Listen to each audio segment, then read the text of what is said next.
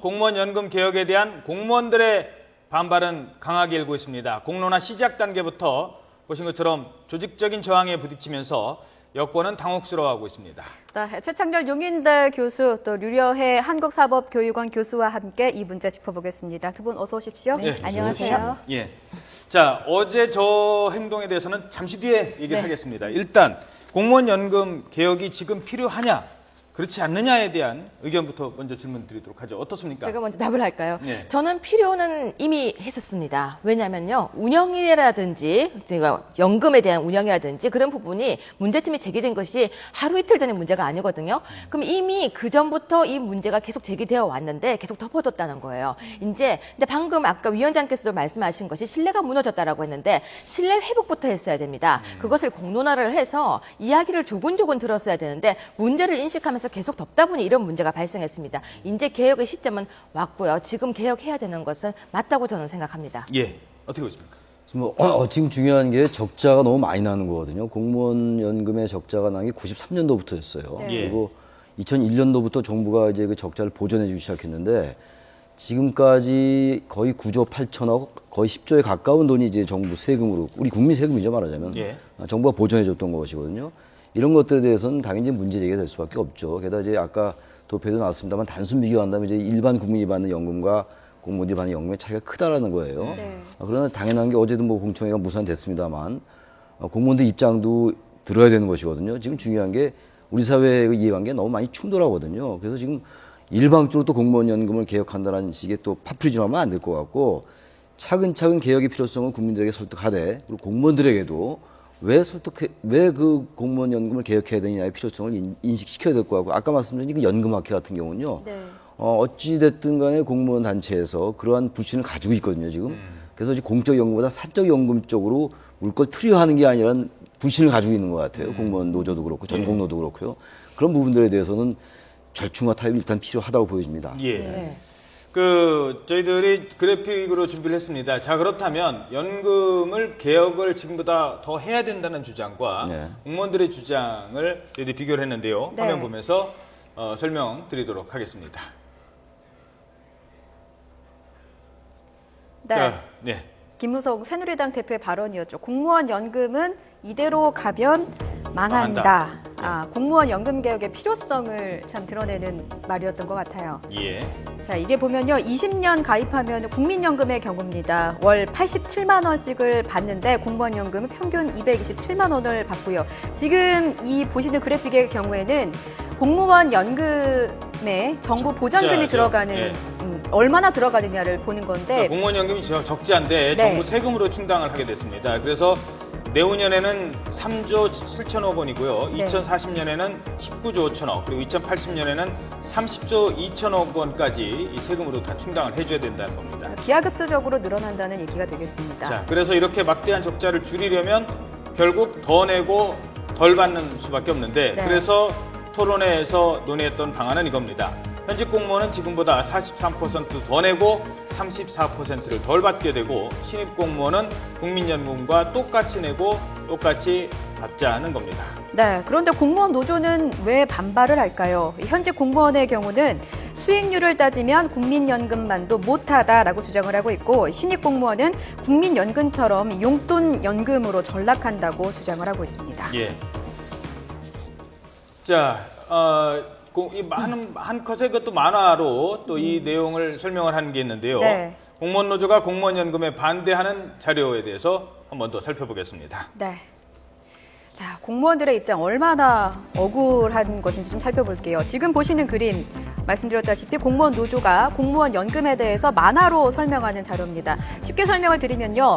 공무원 연금은 일반 회사에 비해서 임금도 상대적으로 낮고 산재보험, 고용보험이 적용이 안 되고 재직할 때는 영리행위도 금지되고 정치 참여도 금지되고 이런 각종 제약이 있는데 이에 따른 보상이 바로 연금이다. 그렇죠. 이런 쉽게 주장입니다. 말해서 월급밖에 없는데 쥐꼬리만한 월급밖에 없는데 네. 그 나중에 연금으로라도 보상받는 길이 막힌다는 거고요.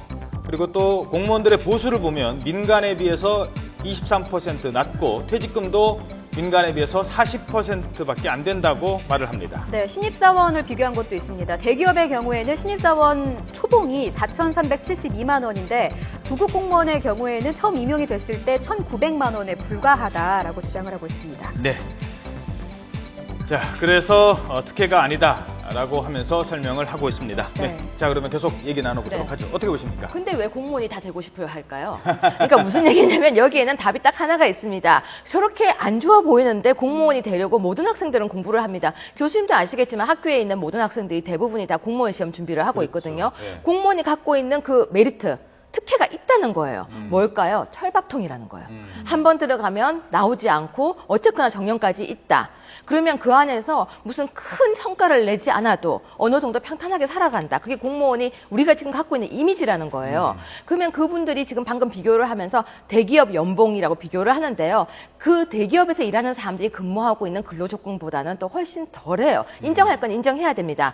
또 하나, 우리나라가 모두 다 대기업 직원이 아니에요. 네. 더 못한 서민들이 훨씬 많은데 중소기업도 많죠. 그럼요. 네. 더 작게 받는 사람도 많은데 또 공무원은 5급 이상 올라가게 되면 4급부터 달게 되면요. 봉급이 굉장히 많아져요. 그 부분을 싹 빼고 물론 9급 작아요. 8급도 작아요. 자꾸 비교 대상을 우리 정말 서민층을 빼고 이야기하는 것이 너무 많다는 거예요. 지금 서민들은 보면서요.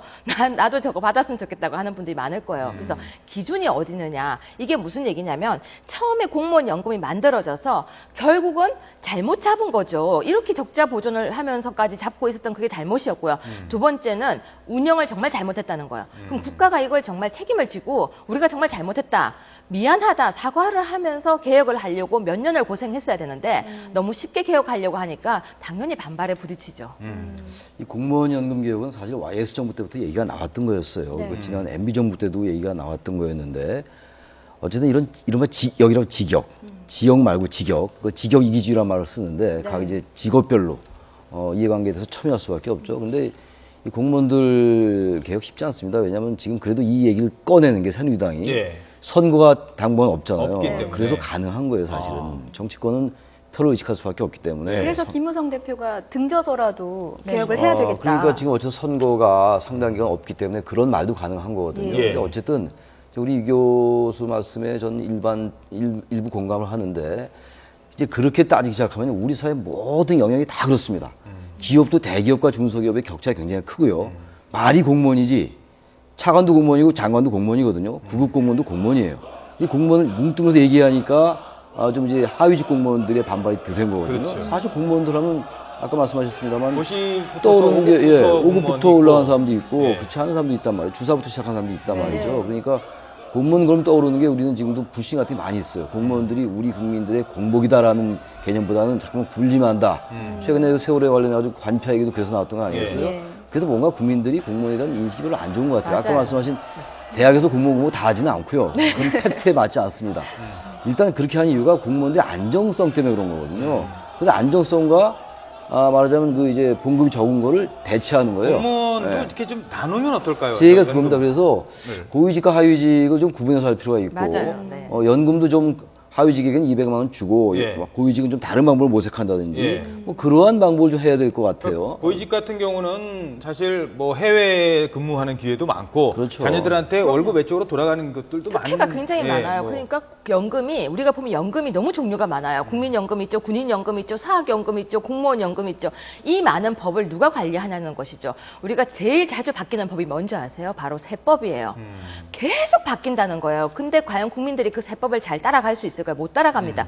연금도 마찬가지예요. 법이 이런 식으로 계속해서 언제 아무렇게나 쉽게 개정이 되고 쉽게 만들어지면 국민들은 계속 반발을 할 수밖에 없거든요. 네. 저는 이번에 연금에 대한 체계 정비가 있어야 되는데 그게 어떤 거냐면요. 말씀하셨던 것처럼 하위 공무원과 고위 공무원은 구분을 좀 해야 됩니다. 하위 공무원들은 정말 힘들게 받고 있어요. 그럼요. 수방관 뭐 이런 맞아. 분들 보세요. 너무 힘들어요. 특히 자비로 물건을 구입한다든지 그런 부분에 대한 계산을 하고요. 고위 공무원층에서 뭐 수당도 많더라고요. 네. 또 본인들이 쓸 수 있는 카드라든지 여권도 많고 그런 부분을 좀 정비를 해서 뭐 골고루 분배라고 하면 제가 좀 사상이 이상하다고 의심을 받을까 모르겠는데 그러니까 잘못 가고 있는 것들을 조금만 정비할 수 있다면 오히려 이게 쉽게 풀 수 있는 문제거든요. 그러니까 어제 뭐 지금 나오고 있습니다. 평균 227만 원인데요. 네. 평균이에요. 그러니까 저기 9급으로 시작하셔서 주사로 그냥 공무원 생활 마감하시는 분들은 이거보다도 적고요. 그렇죠. 제가 뭐 이런 얘기하면 또 우리 대법관님들 화나실지 모르겠습니다만 대법관이 우리나라 공무원들 중에서 연금을 제가 말기로 제일 많이 맞아요. 받습니다. 네. 600만 원. 이런 분들도 있어요. 그러니까 그 어느 부분을 손댈 것이냐는 그러니까 이 걸 명확해야 될 것 같아요. 평균의 함정이라는 거예요. 평균 우리나라 평균 키가 얼마다 해도 그보다 더 작은 사람도 있고 큰 사람이 있거든요.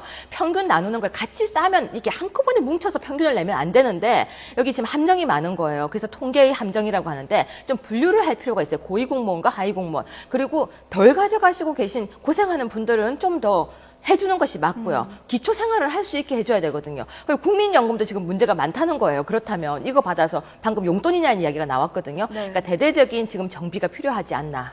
알겠습니다. 일정 부분요, 그 연금은 국가가 어느 정도 보존하는 개념은 맞아요. 사회보장이나 복지 개념으로 접근한다면 그건 맞는 건데, 지금 이 적자폭이 너무 큰 거예요. 지금 아까 군인연금, 사학연금도 말씀하셨는데, 그게 이른바 3대 공적기금들이거든요. 근데 이제 군인연금과 사학연금에 비해서 이 공무원연금이 더 이제 적자폭이 큰 거예요. 사학연금은 아직까지 흑자입니다. 네. 근데 2016년도부터가 20년부터는 또 그것도 적자로 돌아서요. 그러니까 어느 정도까지는 국가가 보존해 주는 게 맞는데, 그 보존폭이 너무 큰 거예요. 예. 그러다 보니까 그 국민들의 각 그 영역에 있는 국민들이 그것을 받아들이기가 어려운 거죠, 일단. 자, 지금 뭐 보전금까지 이제 봤습니다. 자, 돈 얘기는 이 정도 하겠습니다. 그런데 돈 얘기는 돈 얘기인데 그렇다고 해서 공청회를 막아서고 예. 얘기하려고 하는데 막 욕설해대고 고성하고 과연 이거까지는 옳으냐? 이 부분은 어떻게 전혀 생각하세요? 별개의 문제인데요. 그건 이번에 뭐 공무원 연금만의 문제가 아니라 한국 사회의 전 정치 기능의 부재나 정치의 복원이 안 돼서 그게 그렇다고 좀 봐요. 왜냐하면 네. 국가가 있고 시민사회가 있잖아요. 그 중간에 우리 정치사회라고 그러는 게 있습니다. 그게 정당이에요, 쉽게 말해서. 정당 체제가 있으면서 국가와 시민사회의 완충 역할을 하는 거거든요. 근데 정당이 제 기능을 못하니까 다시 말하면 갈등의 조정이란 이런 본원의 기능에 소홀히 하다 보니까 네. 여러 가지 구조적인 원인도 있습니다만 그러다 보니까 이 이익단체들, 이익에 민감한 각종 사회, 시민사회에 상충한 이해관계의 이익단체들 있잖아요. 네. 예. 그러한 단체와 정부가 직접 부딪히는 거거든요. 그러니까 공청회 저런 것들도 일단 차분히 들어보고 자신들 입장도 설명을 하고 정부 정부도 설명을 한 다음에 사회적인 대타협이랄지 노사정위원회 알겠습니다. 이런 걸로 가야 되는데 그런 기능이 우리가 부재한다는 겁니다. 자, 예. 네, 지금 말씀 중에요. 잠시만 기다려 주시고요. 예. 외신에 들어온 긴급 뉴스 하나 전해드리겠습니다. 미국이 시리아 안에 있는 이슬람 국가 IS의 근거지에 대해서 공습을 시작했다. 지금 막 시작했다라는 네. 일보가 들어와 있습니다. 네, 미국의 이번 시리아 공습은 지난 10일에 오바마 대통령이 테러 집단인 IS 세력을 근절하기 위해서 시리아 공습을 주저하지 않겠다라고 말한 데 따른 것입니다. 네. 미국은 지난달부터 IS 이라크 내 근거지에 대한 공습을 시작을 했습니다. 이번에 시리아에 안에 있는 자, 이렇게 되면 또 시리아와의 관계도 또 복잡해질 것 같습니다. 잠시 네. 뒤에 다시 전해드리도록 하겠습니다.